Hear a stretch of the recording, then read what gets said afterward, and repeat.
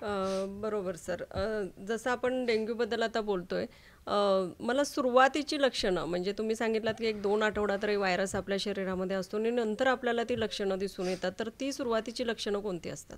हे सुरुवातीला madam dinghy हा कुठला दुसरा आजारासारखा नाही, तो कुठल्याही व्हायरल फीवर सारखाच असतोय. हं, म्हणजे एखाद्या माणसाला अशक्तपणा येतोय, हं. ताप येतोय, अंगदुखी, पाठ दुखते, खूप जास्त दुखत असते, कधी कधी संडास काळं होतंय किंवा लघवी लाल होते.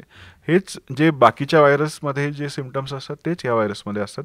तर कुठलाही वेगळा सिमटम असा स्पेसिफिक आयडेंटिफिकेशनचा नाही आहे. हं. मग वातावरणामध्ये झालेला बदल त्याच्यामुळे आपल्याला ताप येणं किंवा पावसामध्ये भिजल्यानंतर ताप येणं हा सुद्धा होतो. मग तो जो फरक आहे तो आपण कधी लक्षात घ्यावा आणि कधी डॉक्टरकडे जावं? ताप जर कमी होत नसेल, हं. कुठल्याही प्रकारचा ताप असेल, तर तुम्ही सेल्फ मेडिकेशन सध्या तरी करू नये ह्या सीझनमध्ये. हां. तुम्ही डॉक्टरना जाऊन भेटून त्याच्यावरती ट्रीटमेंट घेतलेली बरी. खूपसे लोक मी बघतो की कोविडच्या अनुभवामुळे आजकाल ताप आला तर सगळे लोक सिनारेस घेतात, हो ॲझिथ्रोमायसिन ना. घेतात. एक्झॅक्टली. तर हे प्रकार घडता कामा नयेत. हं. तुम्ही कुठलाही आजार असेल तर पहिलं त्याचं ट्रीटमेंट निदान डॉक्टरकडनं करून घेतलं पाहिजे आणि नंतरच ट्रीटमेंट सुरू केलं पाहिजे. हं. आणखी पहिल्या 2-3 दिवसामध्ये तरी डेंगी आणि कुठल्याही दुसऱ्या तापाचं डिफरन्स सांगणे हे जवळजवळ अशक्य आहे. हं. त्याच्यानंतर ब्लिडिंगची जी सुरुवात होते, जेव्हा संडासमधनं रक्त जायचं सुरू होतंय किंवा आणि कुठे ब्लिडिंग होते, ते सुरू झाल्यानंतर you you can be very sure that it is dinghy आणि त्या वेळेला तुम्ही डॉक्टरकडे गेलंच पाहिजे. ट्रीटमेंटबद्दल आपण बोललो. तसंच आहारामध्ये असा काही आपण बदल करायला हवा का या दरम्यान? हे आहारामध्ये पचायला जड असं कुठलंही गोष्ट, कारण आतडीला सुद्धा थोडी सूज आलेली असते, त्यामुळे हं. पचायला जड असा कुठलाही आहार देता कामा नये. जसं की नॉनव्हेज असून दे किंवा मटन चिकन असेल, हे जे पचायला थोडे जड असतात, तिखट असेल काहीतरी, तूप तेल असेल, ह्या गोष्टी ज्या पचायला जड असतात त्या साधारणपणे डेंगीच्या पेशंटना न दिलेल्या बऱ्या. हं, हं, हं. हायड्रेशन म्हणजे पाण्याची कमतरता होते पेशंट्समध्ये, ती होऊ नये म्हणून त्यांना हायड्रेट केलं पाहिजे. त्यासाठी आपण कुठलंही लिक्विड्स असेल, नारळ पाणी असेल, ज्यूस असेल, पाणी असेल, या गोष्टी देत जायला पाहिजे. ग्रीन टी असेल, चहा असेल, या गोष्टी देत राहायला पाहिजे, म्हणजे फ्लुईड कमी होता कामा नये. हं, हं, हं. आणि साधारणपणे जे आपण डाळ भात खातो किंवा वरण भात असेल किंवा पेज असेल, ह्या गोष्टी ह्या पचायला इझी असतात आणि ह्यामध्ये खूपसं ORS सारखे हे पण असतात, क्वालिटीज असतात.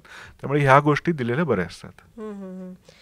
बऱ्याचदा आपण ऐकतो की प्लेटलेट कमी झाल्यानंतर आपण काही फळं स्पेसिफिकली खातो. ह्यामागे सायंटिफिक प्रूफ जे आहे ते कमी आहे. हं, जे आता आपल्याकडे पपई, कच्ची पपई म्हणतात, हं, त्याला हं, पेपेवरिन म्हणतात, किंवा आपण त्याचे त्याचा द्रव्य जो असतोय त्याच्या हं, गोळ्या पण आता आहेत मार्केटमध्ये, हं. कॅरिपिल किंवा प्लॅटिकेन वगैरे अशा गोळ्या पण आहेत. ते पपईचा एक ज्यूस असेल किंवा किवी असेल, ह्या गोष्टी प्रचलित आहेत. लोक एकमेकाला सांगून त्या घेत आहेत. खरं ह्यामुळे बेनिफिट होतंय की नाही हे सायंटिफिकली प्रूव्ड नाही आहे. अच्छा. त्यामुळे आपण जेव्हा रिकमेंडेशन ॲज अ डॉक्टर करतो तेव्हा आपल्याला सायंटिफिक बॅकिंग पाहिजे. ते बरोबर. सध्या या फूड्समध्ये नाही आहे. हं, हं, हं, कदाचित पुढे येईल, पण खरं as of now there is no specific food की ज्याने प्लेटलेट्स जास्ती होतील. हं, हं, हं. मग या डेंग्यू आजारावरती उपचार पद्धती कशा पद्धतीची आहे? डेंग्यू आजारावरती मी जे तुम्हाला सांगितलं की उपचार हे सपोर्टिव्ह केअर आहे. याला स्पेसिफिक कुठलीही गोळी किंवा इंजेक्शन नाही आहे. हं, हं. सपोर्टिव्ह केअर म्हणजे ताप आला तर आपण पॅरासिटामॉल देतो, BP कमी होत असेल तर आपण IV फ्लुइड देतो, किंवा जर समजा प्लेटलेट कमी होत असेल तर प्लेटलेट देतो. हं. याला आपण सपोर्टिव्ह केअर म्हणतो. कुठल्याही व्हायरल आजाराला ट्रीटमेंट जास्ती करून ही सपोर्टिव्ह असते आणि डेंगीमध्ये सुद्धा ती सपोर्टिव्हच आहे. स्पेसिफिक कुठल्या गोळ्या किंवा ट्रीटमेंट काही नाही. केली वेणुध्वनी 90.4 FM वरती तुम्ही ट्यून इन आहात. केली हेल्थ गाईड हा लाईव्ह शो आपला सुरू आहे आणि डेंग्यू आजारावरती आपण ऐकत आहोत. तुम्हालाही तुमचे काही प्रश्न विचारायचे असतील तर कॉल करा. नंबर आहे 9019904904. सर, म्हणजे डेंग्यू होऊ नये म्हणून आपण जी काळजी घेतली पाहिजे ते तुम्ही एक्सप्लेन केलीत. परत एकदा आपल्या लिस्नरना त्याच गोष्टी सांगून देऊया. डेंगी हा कुठलाही मोठा आजार नाही आहे.